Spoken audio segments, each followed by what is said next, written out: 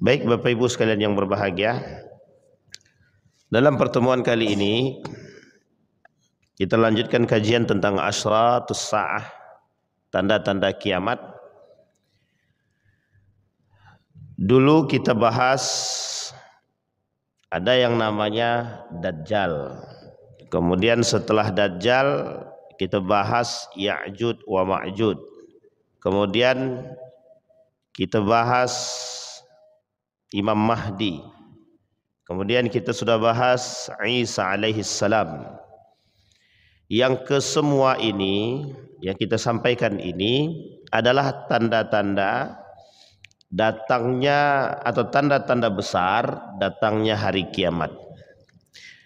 Sebenarnya di dalam hadis itu tidak ada disebutkan tanda besar, tanda kecil, itu tak ada. Disebutkan ini tanda kecil, ini tanda besar, itu tidak ada. Dalam hadis yang sahih tak ada.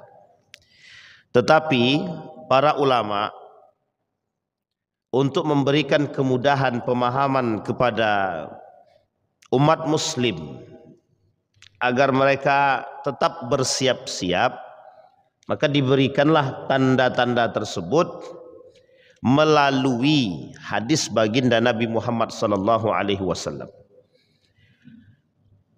Ketika Nabi berkata alamatul kubra, tanda-tanda, kata Nabi, tidak akan terjadi hari kiamat sampai hatta tara asyra ayat. Tidak akan terjadi hari kiamat itu, kata Nabi, sampai kalian melihat 10 tanda-tanda yang dekat. Maka disebut dengan kubra. Dalam hadis yang lain disebut dengan min alamatil kubra. Jadi para ulama itu membagi dan membedakan. Apa tujuannya? Yang satu ini disebut dengan kecil, yang satu ini disebut dengan kubra, yang besar.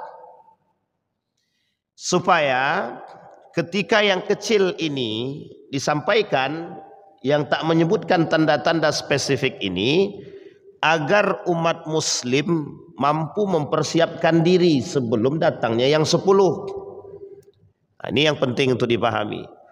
Sehingga ketika yang 10 datang, nah yang 10 ini tidak akan datang sampai datangnya yang kecil-kecil itu.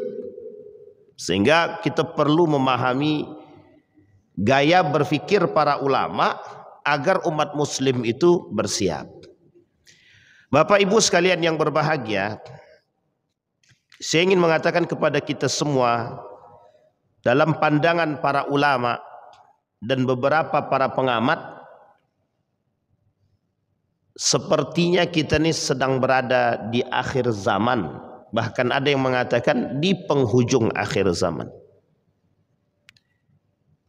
Cuma uniknya, rasa takut kita terhadap kematian itu seolah-olah kita sudah memiliki bekal yang banyak. Kenapa saya katakan demikian? Seharusnya ketika tahu dia besok mau mati, itu mesti dia mempersiapkan diri. Ini yang saya salutkan dari umat manusia sekarang. Kita ambil contoh sederhana. Besok 1 pekan lagi, ini anak kita mau nikah. Itu orang segalanya mempersiapkan, siapapun yang terlibat mempersiapkan itu. Tendanya, undangannya, semua dipersiapkan. Semua dengan matang, pokoknya nanti bagaimana caranya acara tersebut baik, berjalan dengan lancar. Sampai menyewa tukang pawang hujan sekaligus.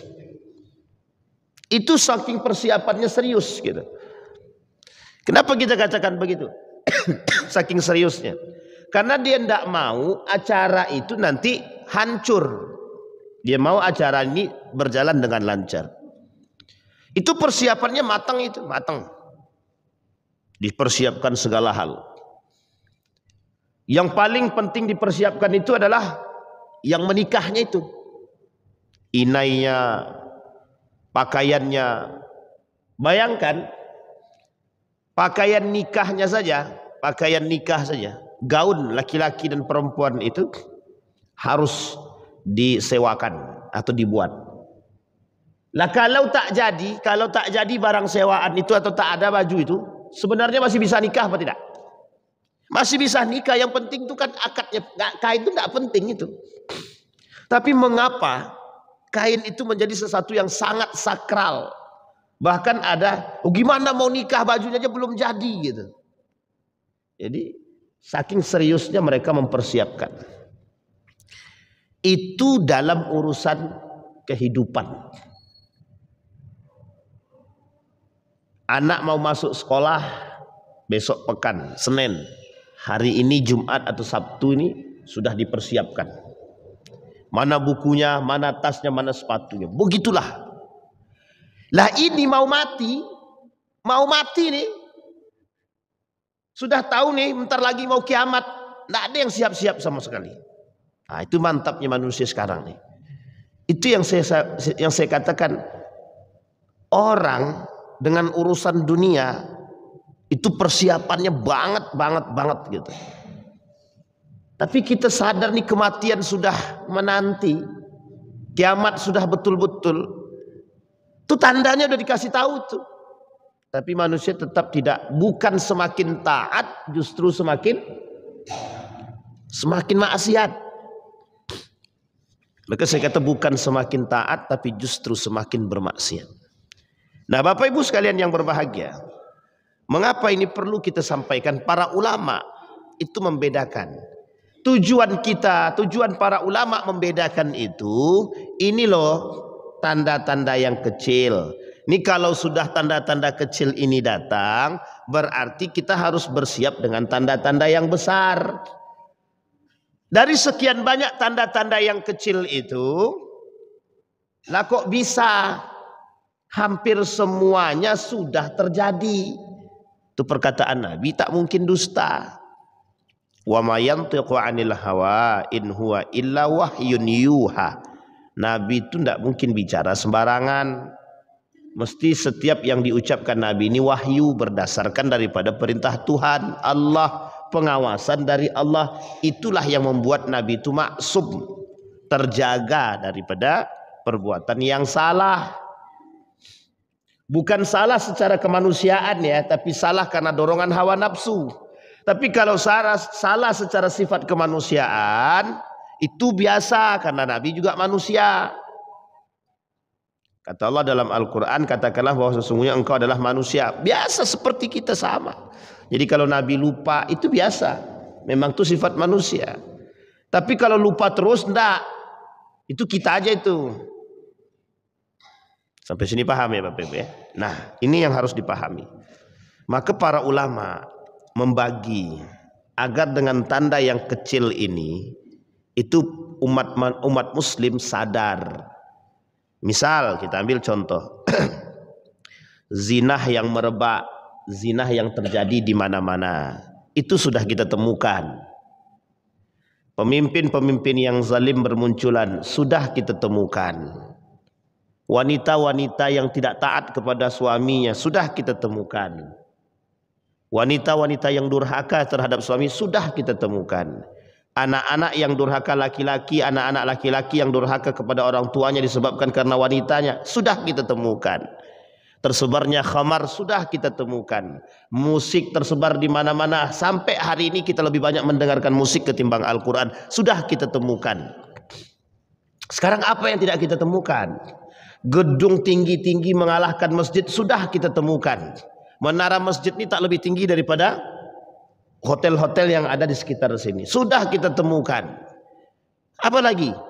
Jumlah laki perempuan lebih banyak, boleh dihitung sekarang. Perempuan lebih banyak apa lebih banyak laki-laki?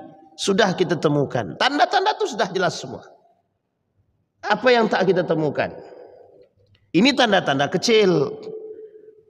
Yang tanda-tanda kecil ini, mulai dari penaklukan sudah kita temukan. Perang terjadi, sudah kita temukan. Nabi lahir, Nabi wafat, sudah terdahulukan. Jadi semua itu sudah terjadi. Hampir 80% bahkan 90%. Dari tanda-tanda itu, yang kecil-kecil ini sudah terjadi. Tinggal lagi kita melihat tanda-tanda yang besar ini. yang disebutkan oleh Nabi tidak akan terjadi dalam sekian banyak hadis. Tidak akan terjadi hari kiamat sampai kalian akan melihat 10 tanda-tanda. Nah 10 tanda-tanda ini itu menjadi kedekatan datangnya hari kiamat. Makanya disebut dengan saking dekatnya hari kiamat itu dengan tanda-tanda yang 10 ini, maka disebutlah alamatul kubra, tanda-tanda besar. Syekh Al-Arifi, Syekh Mutawalli Sya'rawi, Al-Fatahillah dan lain sebagainya. Banyak para ulama yang membahas. Nah sekarang Bapak Ibu, kajian akhir zaman ini termasuk persoalan kiamat itu menjadi kajian yang memang sekarang ini harus disuguhkan. Harus. Untuk kembali membuka lembaran para umat muslim yang sudah terlanjur masuk dalam jalur-jalur kesesatan. Biar sadar cepat sebelum kiamat. Kalau dah kiamat la yanfa'u imanuhum. Kalau sudah datang hari kiamat ini, sudah mulai datang, sudah sangat dekat sekali, tak ada lagi manfaatnya. Iman itu tak ada manfaat. Baik, ada satu hadis yang sahih. Hadis ini dari hadis Nabi yang sahih. Kata Nabi tentang al-ahadisul kubra fi akhir zaman. Kata Nabi dalam hadisnya begini, umranu baitil maqdis wa khurabu yathrib khuruju malhamah wa khurujul malhamah wa fathul Qastantiniyah wa khurujud dajjal. Saya ulangi, umran, ada yang mengatakan Imran tapi bukan Imran tapi Umran. Umranu baitil maqdis wa khurabu yathrib. Ini tanda yang paling dekat yang harus kita pahami. Dan ini sudah mulai terasa sangat dekat sekali. Sangat dekat sekali. Umranu baitil maqdis wa khurabu yathrib wa khurujul malhamah wa khurujul malhamati wa fathul Qastantiniyah wa fathul Qastantiniyati wa khurujud dajjal. Dah, ini ada beberapa poin. Sebelum nanti kita masuk pada poinnya, kita terjemahkan. Umranu baitil maqdis, pembangunan Baitul Maqdis. Baitul Maqdis ini di mana? Palestina. Palestina ini di mana? Yerusalem. Yerusalem ini di mana? Di Syam. Yang Syam ini disebutkan oleh Nabi dalam hadisnya di berbagai macam hadis. Oke Bapak Ibu ya, Syam. Syam itu Yerusalem, Palestina, Israel bagian sebelah, kemudian Yordania, Libanon, Syria, dan beberapa hal yang lain. Dia yang negara-negara besar Pak. Dan ini perbatasan. Nanti mereka berbatasan dengan Mesir. Ini salah satu tempatnya Pak. Di situ disebutkan umranu Baitul Maqdis, pembangunan Baitul Maqdis. Diterjemahkan oleh para ulama, pembangunan Baitul Maqdis itu diartikan sebagai kesejahteraan dan kemenangan atas Palestina. Para ulama yang lain tidak menyebutkan secara spesifik, tapi kemenangan Palestina sebentar lagi. Maka Palestina ini menjadi satu sorotan terbesar dunia hari ini, yang oleh para ulama mengatakan gara-gara Palestina itu pangan. Sehingga muncul persepsi daripada kalangan para ulama yang lain mengatakan khurujud dukhan. Jadi ada tanda kiamat lain namanya dukhan. Asap. Asap tebal yang menyelimuti dunia. Sebagian ulama mengatakan, ada dua pandangan ulama tentang dukhan ini. Satu kata para ulama, dukhan ini adalah nuklir-nuklir yang berterbangan. Bom-bom tersebut yang kemudian menghasilkan asap yang tebal. Pandangan pertama. Pandangan kedua, nanti akan muncul asap yang betul-betul berbentuk asap. yang tebal. Sehingga dengan asap yang tebal ini, kata para ulama, bertahan selama 40 hari. Selama 40 hari dalam dukhan itu, lampu tak ada yang hidup, listrik mati. Bapak Ibu tahu kalau rasanya bagaimana kalau PLN tak hidup? Kalang kabut atau kabut kalang? Cuma mati di jam 12, menunggu jam 12 sampai pagi itu padahal cuma setengah, cuma berapa lah, paling beberapa jam. Itu dah tak tahan semua itu. Nyamuk tuh dah tebal-tebal di sini. Kita dah mencaci maki itu PLN Kuang Ajo, macam ini tak hidup-hidup. Semua kita caci maki itu. Itu baru segitu. Besok 40 hari. Tak ada. Itu masih mending lampu mati. Semuanya hilang. Lampu tak ada, internet tak berfungsi, semua tak ada fungsi. Coba kita lihat segila apa manusia ketika itu.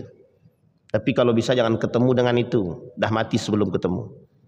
Tapi kalau ditakdirkan oleh Allah bertemu dengan kondisi seperti itu, kita akan melihat berapa banyak manusia-manusia tak beriman itu hilang akal sehatnya. Nah, kita kembalikan dulu, nanti baru kita masuk ke situ. Umranu Baitul Maqdis. Dalam dua pandangan tadi kata para ulama, disebabkan Baitul Maqdis ini. Perebutan Baitul Maqdis ini tidak hanya orang Yahudi saja. Tidak hanya Yahudi, tidak hanya Muslim, begitu juga Syiah. Dan beberapa negara yang lain, termasuk agama yang lain. Nasrani juga termasuk. Untuk melakukan perebutan terhadap Baitul Maqdis.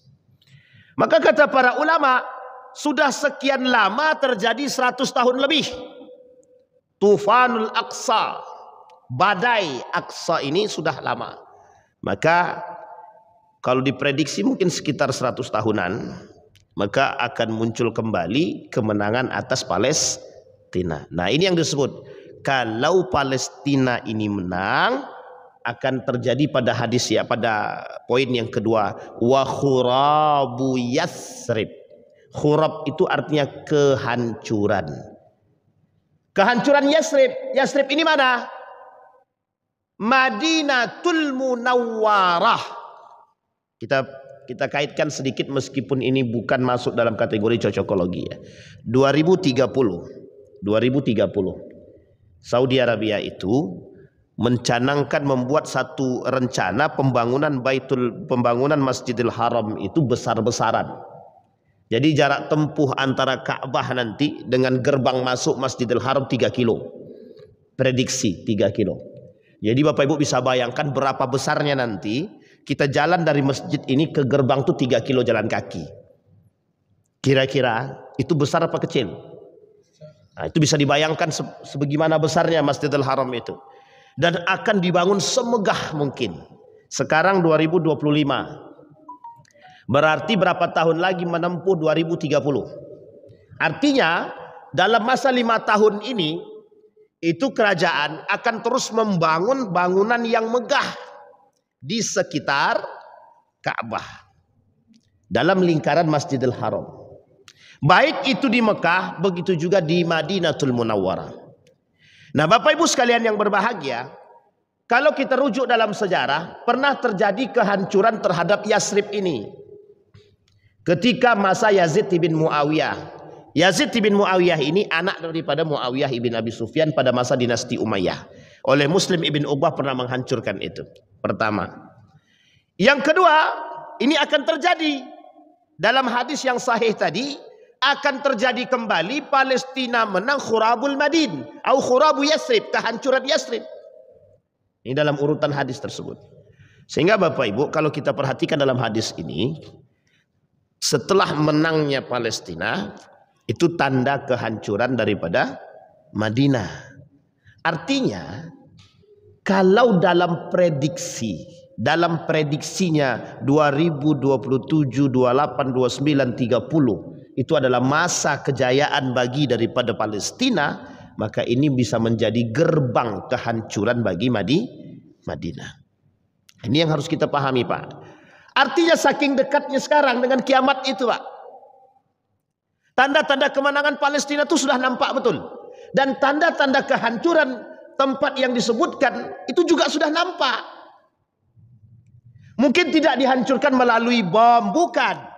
tapi dihancurkan melalui tersebarnya virus-virus arus liberalisme, sekulerisme, pluralisme yang menjauhkan umat muslim daripada agama. Maksudnya apa itu? Kemaksiatan, kemungkaran secara zahir dipertontonkan. Itu yang kemudian menjadi pusat kehancurannya nanti. Sampai sini paham Pak ya? Perebutan kekuasaan itu bisa jadi menjadi poin kehancurannya. Jadi model kehancuran bukan hanya melalui bom, perperangan, bukan. Bisa jadi melalui kehancuran moral, adab, etik, dan agama itu sendiri. Yang kedua. Yang ketiga. Wa khurabu Yathrib wa khurujul malhamah. Setelah terjadi kehancuran Madinah, tak lama kemudian akan terjadi yang disebut perang terakhir, Malhamatul Kubra, perang besar. Kalau sudah terjadi perang besar, maka disebutkan wa fathul Qastantiniyah, akan kembali muncul yang disebut dengan kekuatan besar yang disebut dengan Konstantinopel. Nah, sekarang kita lihat Bapak Ibu, tanda-tanda kemunculan Konstantinopel itu sudah nampak banget, sangat nampak. Bapak Ibu tahu Konstantinopel itu di mana? Istanbul, Turki. Sekarang saya tanya, kekuatan Turki seperti apa sekarang? Turki sedang membangun kekuatan yang besar yang kelak dari sini akan muncul para pejuang-pejuang yang besar. Dan itu pernah terjadi pada masanya dan pernah ditaklukkan dan kemudian dipegang umat muslim dan hari ini akan kembali. Fathul Qastantiniyah. Nah, ini dah mulai nampak ini. Sekarang orang negara-negara ini sekarang, negara-negara lain itu sangat segan dengan Turki. Makanya Turki sedang mempersiapkan diri. Turki sedang mempersiapkan diri. Wa fathul Qastantiniyah wa khurujud Dajjal. Kalau sudah terjadi, Konstantinopel ini sudah besar, berjaya, maka akan muncul yang disebut dengan Dajjal. Sekarang kita runut Pak. Kemenangan Palestina itu mulai nampak. Paling kalau diprediksi oleh para ulama itu sekitar 3-4 tahun lah. Paling lama 5 tahun dah. Itu tidak lama Pak, tidak lama. Dan dalam masa itu kehancuran bagi Yathrib datang. Itu pun tidak lama. Setelah itu nanti kemudian muncul perang yang besar. Artinya bibit perperangan itu, bibit perperangan, ini saya katakan bibit perperangan, itu sudah mulai kita rasakan sekarang. Bibit perperangan itu sudah mulai kita rasakan. Benturan antara satu dengan yang lain sudah kita rasakan. Nah, sebegitu dahsyatnya dunia hari ini, itu umat muslimnya santai-santai aja. Yang nggak pakai kerudungnya tetap, yang maksiat ya jalan, yang judi ya oke, yang khomer ya lanjut, yang zina ya terus. Kok nggak sadar-sadar Pak? Itu yang kita maksud. Makanya para ulama kategorikan itu. Nah, Bapak Ibu sekalian yang berbahagia, setelah itu terjadi, betapa dekatnya hari kiamat itu dengan umat manusia. Meskipun yang disebut dengan kiamat ini, sa'ah ini adalah ketentuan Allah, betul. Tapi Allah kata menurut dalam hadis Nabi, ketika Nabi didatangi Jibril, ditanyain itu. Ditanya Nabi tentang hari kiamat, orang yang ditanya tidak lebih tahu daripada yang bertanya, kata Nabi. Tapi ketika ditanyakan tentang tanda-tandanya, Nabi sebutkan. Disebutkan sama Nabi, kita pernah bahas itu di sini. Dabbah. Tahu Bapak Ibu, dabbah, binatang melata. Para ulama berbicara tentang dabbah ini banyak persepsinya. Ada yang mengatakan drone-drone yang berterbangan itu. Ada yang mengatakan itu robot-robot yang bisa berbicara. Hari ini apa yang tidak dilakukan oleh robot? Semua dilakukan oleh robot. Bahkan ke depan itu mobil jalan sendiri, kita tinggal duduk santai saja, asal ada duit. Coba bayangkan. Tapi kata para ulama, betul-betul binatang yang muncul dari bumi, yang kemudian bisa berbicara. Ini yang paling sarih oleh para ulama. Dan itu mulai tampak. Binatang-binatang aneh banyak yang bermunculan sekarang, yang tak pernah kita temukan pada masa dahulu Pak.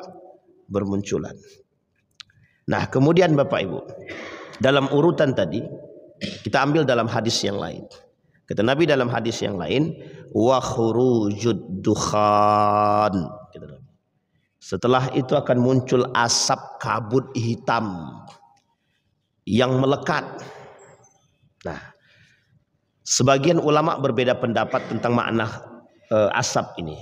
Yang pertama kata para ulama, asap ini dihasilkan dari nuklir-nuklir yang berterbangan, nuklir-nuklir yang terjadi, pengeboman di mana-mana. Inilah yang kemudian yang disebutkan oleh para ulama, asap ini yang dihasilkan dari nuklir tadi, itulah yang menyebabkan.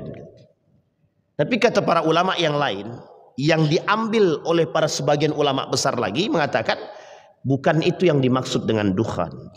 Yang dimaksud oleh Nabi dalam kata kalimat dukhan itu, kata para ulama, memang betul-betul asap yang hitam menyelimuti dunia, yang dampak daripada asap hitam ini mematikan listrik selama 40 hari.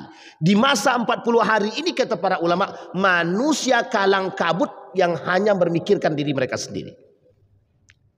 Jadi maksudnya apa? Seolah-olah kabut hitam yang ada ini sudah memberikan gambaran kiamat itu terjadi. Jadi ketakutan manusia pada saat itu sangat mengalami ketakutan yang dalam. Nah, ini poin pentingnya, Pak. Sehingga kata para ulama, ketika itu terjadi, umat muslim itu dalam keadaan yang sangat tinggi tingkat kekhawatiran dan ketakutannya. Gimana tidak, Pak? Manusia pada saat itu kecintaan mereka terhadap dunia di atas puncak.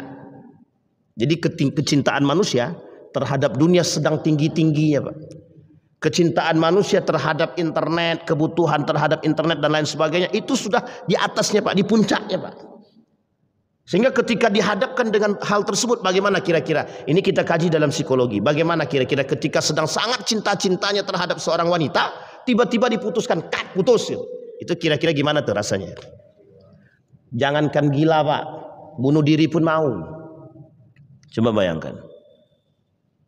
Waktu itu ketika masa itu, orang-orang umat muslim itu banyak yang mengaku muslim tapi banyak yang tidak bertuhan. Makanya yang menyebabkan mereka ketika itu ketakutan karena mereka tidak memiliki Tuhan dalam diri mereka. Tapi muslim. Ini yang disebut dengan nifak itu. Fasik wan nifak. Orang-orang fasik dan nifak. Sekarang kita lihat. Dalam Al-Quran Allah sebut. Dalam surat Ad-Dukhan. Nah, di Al-Quran itu ada surat khusus namanya Ad-Dukhan. Itu yang penting untuk dipaham. Apa kata para ulama? Kata Allah dalam Al-Quran. Fartaqib yawma ta'tis sama'u bidukhanim mubin. Perhatikan kata Allah. Ketika langit-langit ini ditutupi oleh dukhan-dukhan yang besar, yang banyak, yang menyelimuti. Yakhshan nas. Hadza azabun alim, kata Allah. Manusia dalam kondisi yang merasa ketakutan yang dalam, sehingga mereka katakan, hei, ini azab yang sangat pedih. Kemudian, Rabbana ikshif annal azab inna mu'minun. Berkata umat manusia, ya Allah, jauhkan kami, halangi kami, jaga kami dari azab ini ya Allah. Kami orang beriman. Ini kata-katanya, Pak. Anna lahumudz dzikra wa qad ja'ahum rasulun mubin. Itu peringatan bagi kalian. Telah datang kepada kalian rasul. Ini banyak maknanya, Pak. Apa maknanya? Hei umat muslim, datang kepada kalian nabi. Aku perintahkan mengikuti Nabi. Tidak kalian ikuti. Setelah datang azab baru bentuk ketakutan yang besar terhadap kalian. Itu kata Allah. Rasul sudah ada. Peringatan sudah ada. Tidak dipelajari. Tidak ditanamkan dalam diri. Ketika datang azab, datang kepada Allah. Ya Allah, kami takut. Sama halnya menyesal di akhir. Karena kalau di awal, pendaftaran. Tak berlaku layan fa'u imanuhum. Tak manfaat lagi iman itu, Pak. Kata para ulama begitu. Nah, Bapak Ibu sekalian yang berbahagia, posisi ini yang terjadi. Maka kata Allah, yakhshan nas. Bukan yakhsha, yakhshan nas. Manusia tak kalang kabut. Semua manusia mengatakan ini azab yang sangat pedih. Bapak Ibu, kita bayangkan begini.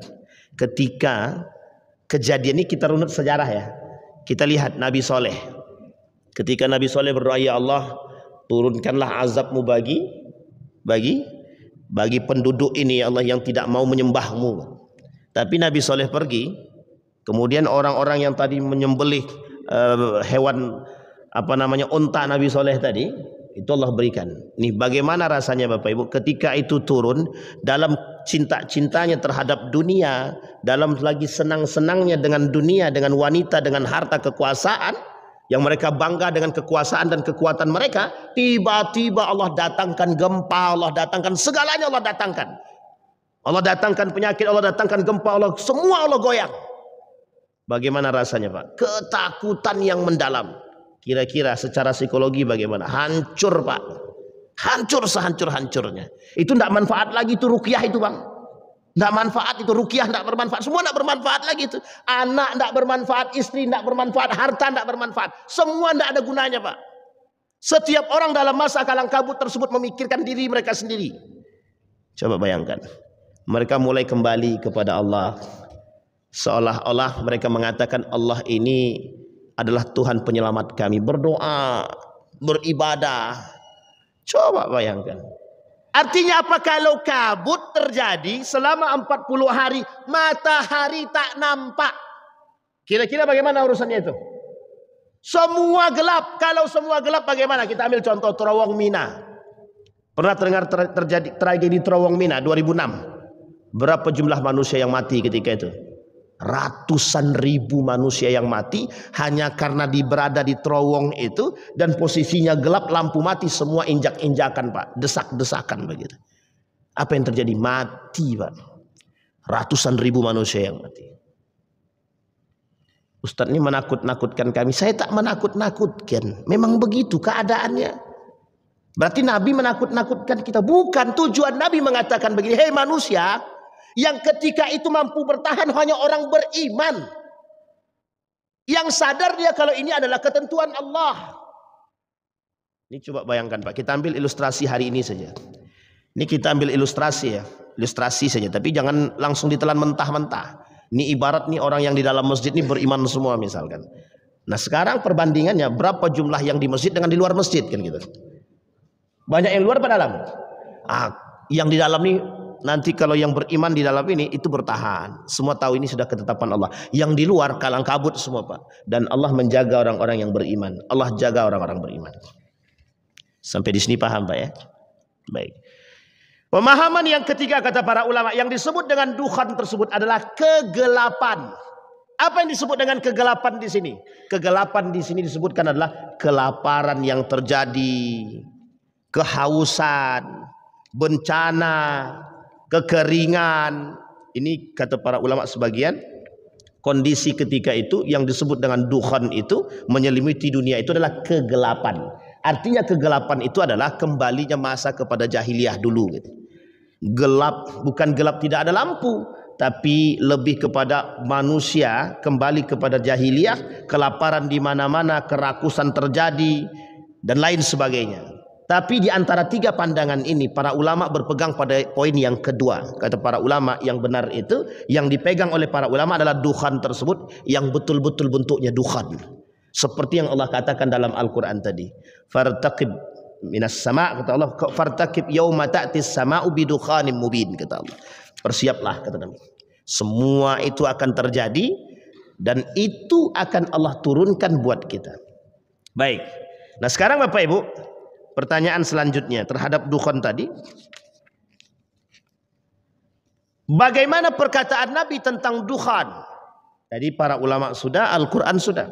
Sekarang, an Hudzaifah qala an-nabi sallallahu alaihi wasallam alaina wa nahnu natadzakar faqala madza tadzakarun kata Nabi. Nabi datang kepada para sahabat yang sedang duduk. Ini dari Hudzaifah. Kemudian Nabi tanya, kalian ngapain duduk? Nahnu natadzakar. Kami sedang membincangkan tentang berdiskusi tentang sesuatu. Kami sedang mengingat-ingat sesuatu. Nabi tanya, kata Nabi, apa yang kalian perbincangkan? Kata para sahabat, nadhkurus sa'ah. Kami sedang memikirkan tentang hari kiamat. 1400 tahun yang lalu para ulama sudah berdiskusi tentang hari kiamat. 1400 tahun yang lalu. Kira-kira para ulama, para sahabat Nabi sudah mempersiapkan diri atau belum? 1400 tahun yang lalu. Yang 1400 tahun yang lalu sudah siap-siap, yang sekarang bukan siap makin hancur. Sampai sini paham Pak ya? Kok semakin kita sampaikan tanda kiamat, semakin besar pula kemaksiatan itu. Ini yang lucu tuh begitu Pak. Maka kata Zainuddin MZ itu, dunia ini memang aneh gitu deh. Maka yang aneh-aneh itu di akhir zaman tuh yang selamat. Yang selamat tuh yang aneh-aneh kata Zainuddin. Karena memang hadisnya begitu kan. Fatuba lil ghuraba kata Nabi. Yang selamat di akhir zaman tuh yang aneh-aneh. Maksudnya aneh apa? Yang tidak ikut normalisasi kemaksiatan. Yang tidak menormalkan kemaksiatan, kemungkaran tuh yang aneh besok itu. Nah, yang selamat tuh yang begitu tuh Pak. Yang baik sama tetangga, yang suka membantu, yang sholatnya rajin. Besok kan masjid itu cuma imam sama makmum. Itu pun kalau ada makmumnya. Kalau enggak ya karpet jadi makmum. Itu ada masanya Pak, ada masanya nanti. Betul Pak, ada masanya. Nah ketika masa itu terjadi, disitulah persaksiannya Pak. Masjid-masjid karpet-karpet tak ada orang. Cantiknya bukan main. Sampai dikatakan Nabi dalam hadis itu kata Nabi, kelak itu masjid itu semua megah. Tapi shop itu tidak sampai 1. Tapi masjidnya megah, lantainya 2. Yang isi siapa? Ah pandai-pandai lah tuh. Sampai sini paham Pak. Dan itu sudah terjadi Pak, sudah terjadi. Sudah mulai nampak indikasi itu. Maka kita khawatirnya Pak, yang tua-tua ini habis masa yang tua-tua nih, yang muda-muda ini tak datang tak tidak itulah. Makanya kita bukan suuzon ya Bapak Ibu, tapi ini adalah peringatan bagi kita agar kita bisa mengajak generasi kita. Karena kalau tidak ya kita yang terjerumus Pak. Mohon maaf. Kita yang merasakan. Kita yang mengalami. Baik. Kata Nabi, innaha la taqumus sa'ah, lan taquma kata Nabi. Innaha lan taqum.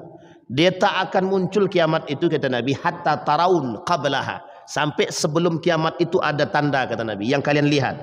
Asra ayatin. 10 ayat kata Nabi. Fadzakara di antaranya adalah di antara 10 tersebut ad-dukhan wad dajjal. Dukhan, dajjal. Ulama berbeda pendapat. Kata para ulama mana duluan? Dajjal duluan atau dukhan duluan? Dalam hadis yang tadi kita bacakan di awal, hadisnya juga sahih. Kata hadis tersebut dajjal dulu baru dukhan. Kalau dalam hadis ini dukhan dulu baru dajjal. Nah ini caranya adalah itu tergantung melihat bagaimana hadisnya Pak. Dalam 2 hadis tersebut. Nah saya sepakat dengan pendapat yang pertama. Yang pertama kali turun itu adalah dajjal dulu baru dukhan. Kenapa begitu? Karena dajjal ini adalah bagian daripada kehancuran kata para ulama. Nanti dajjal datang tuh udah paham Bapak Ibu itu bagaimana kondisinya itu. Orang yang merasa beriman, yang pura-pura beriman itu semuanya kan masuk kepada dajjal itu. Nah kondisi ketika itulah kemudian datang dukhan. Nah, maka kata para ulama dalam sebagian merujuk kepada hadis yang pertama yang sahih tadi, umranu baitil maqdis wa khurabu yathrib wa khurabu yathrib wa khurujul malhama wa khurujul malhama wa fathul Qastantiniyah wa fathul Qastantiniyah wa khurujud dajjal. Itu tak disebutkan dukhan. Jadi dukhan dulu, dajjal dulu baru dukhan. Tapi dalam hadis ini Ustaz itu dukhan dulu baru dajjal. Nanti kita lihat. Dalam hadis yang lain. Wa an Abi Hurairah radhiyallahu anhu qala Rasulullah sallallahu alaihi wasallam badiru bil a'mal kata Nabi. Hei umat muslim, orang beriman, kata Nabi, bersiapkan diri kalian, perbanyak ibadah, siap-siap badiru bil a'malis salih. Dia ada 2 tentang kalimat hadis tersebut. Yang pertama, badiru bil a'malis salih ka qita'il lail al-muslim. Dunia ini seperti 2 sisi mata uang yang harus kita siapkan. Maka jangan sampai nanti kata Nabi ada manusia malamnya beriman, siangnya kafir. Dan ada siangnya beriman, malamnya kafir kata Nabi. Maka disebut ka qita'il lail al-muslim. Seperti bagian malam yang gelap. Dan seperti sisi mata uang katanya. Yang sebenarnya saling melengkapi. Harusnya mata uang itu saling melengkapi. Kalau ini bukan melengkapi, justru di antara keduanya itu gitu. Malam dia muslim, besok malam dia mukmin, besok dia kafir. Besoknya dia mukmin, malamnya kafir. Begitu terus. Dan itu sudah kita temukan Pak. Oke, kata Nabi, badiru bil a'mal as-salih, persiapkan. Apa kata Nabi? Yang hadis yang kedua, badiru bil a'mal as-salih sittan, kata Nabi. Ada 6. 1, tulu'is syamsi. Kata Nabi, badiru bil a'mal, siapkan diri kalian, perbanyak amal ibadah sebelum datang yang 6, kata Nabi. 1, tulu'is syamsi min maghribiha. Matahari terbit dari, sekarang matahari terbit dari mana, Bang? Timur. Besok matahari terbit dari barat. Sudah mulai terasa belum? Belum. Tenang. Yang kedua, dukhan. Yang ketiga, dajjal. Yang keempat, dabbah. Yang kelima, khasatun ahadikum, penguasaan antara satu dengan yang lain yang saling menindas yang lain. Kemudian, au amrul ammah, dan tentang perkara-perkara yang umum. Kata Nabi, ada 6. 1 di antara 6 tersebut, dukhan, asap yang menyelimuti. Baik. Kemudian dalam hadis yang ketiga, wa an Abdullah bin Abi Malikah qal ghadawtu ala ibni Abbas dzata yaumin faqala ma nimtu al-laila hatta asbahtu. Kata Ibnu Abbas, aku memikirkan tentang persoalan hari kiamat nih, tak bisa tidur. Ini Ibnu Abbas ya, Ibnu Abbas ini manusia yang paling taat ini, sahabat Nabi. Ini sahabat Nabi dulu begitu, Pak. Jadi kalau dibicarakan oleh Nabi tentang hari kiamat, itu tidak ada yang bisa tidur, Pak. Bingung semua, Pak. Seolah-olah mereka berada di akhir zaman, Pak. Padahal yang berada di akhir zaman itu kita tidak ada, Pak. Tidur nyenyak juga tuh, Pak. Sholat subuh juga lewat itu. Coba bayangkan. Hatta asbahtu, sampai pagi, gitu. Malam tidak tidur sampai pagi. Qultu lima, kenapa? Kata Nabi. Qalu tala'a al-kawakib dzul janbi fa khasaitu an yakuna dukhan qad taraka. Kata Ibnu Abbas, aku merasa dukhan itu mulai nampak. Kegelapan itu ketika malam hari ini gelap, seolah-olah ini adalah dukhan, kata dia. Kemudian famanimtu hatta asbahtu, aku tidak tidur sampai pagi, kata dia.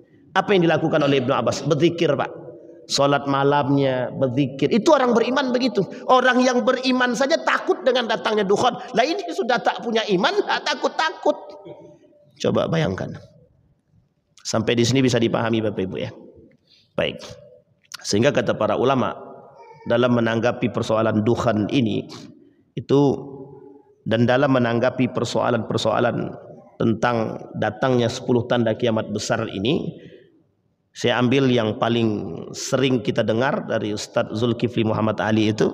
Kata beliau itu, saat ini mempersiapkan diri akan kedekatan hari kiamat itu dengan munculnya tanda-tanda yang mulai nampak secara zahir dan lahiriah itu adalah kewajiban yang tak boleh lagi ditunda-tunda.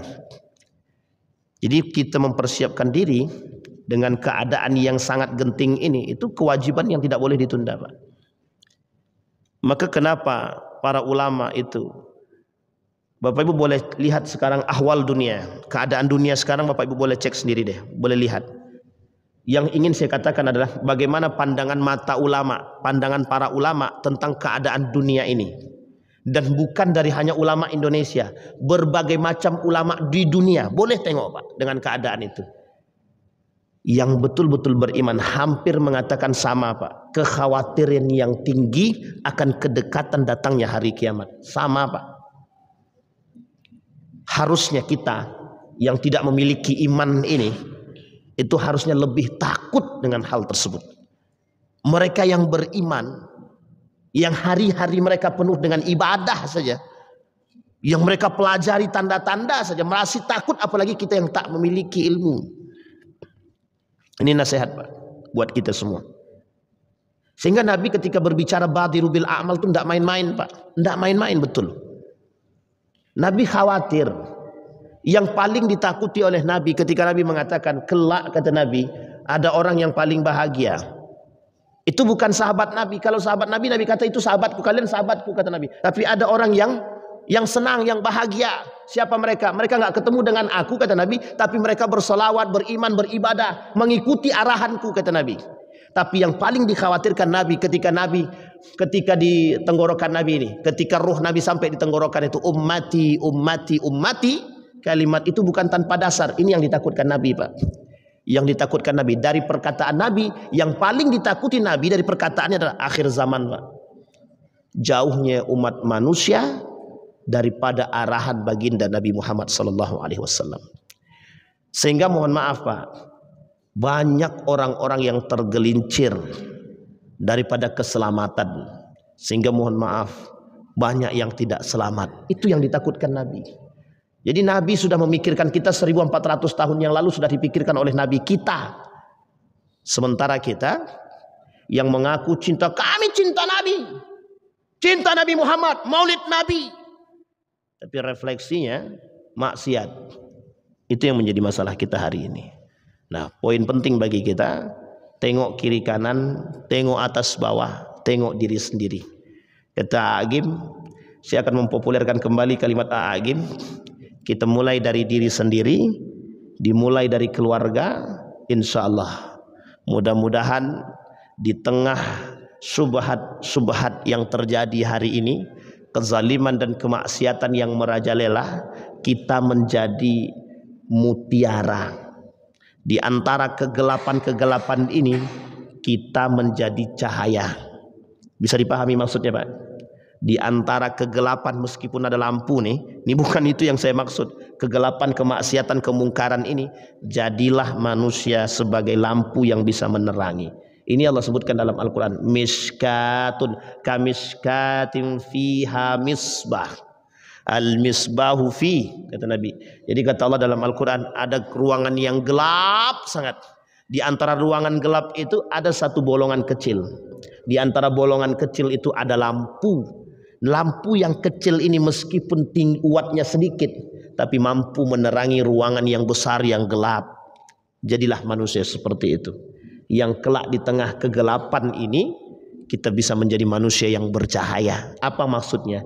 Iman kita mampu menerangi kita di tengah kemungkaran, kemaksiatan yang terjadi di tengah kita. Mudah-mudahan apa yang kita lakukan menjadi poin penting pertanggungjawaban kita kelak di hadapan Allah Subhanahu wa taala. Tidak ada pertanyaan, Pak? Alhamdulillah.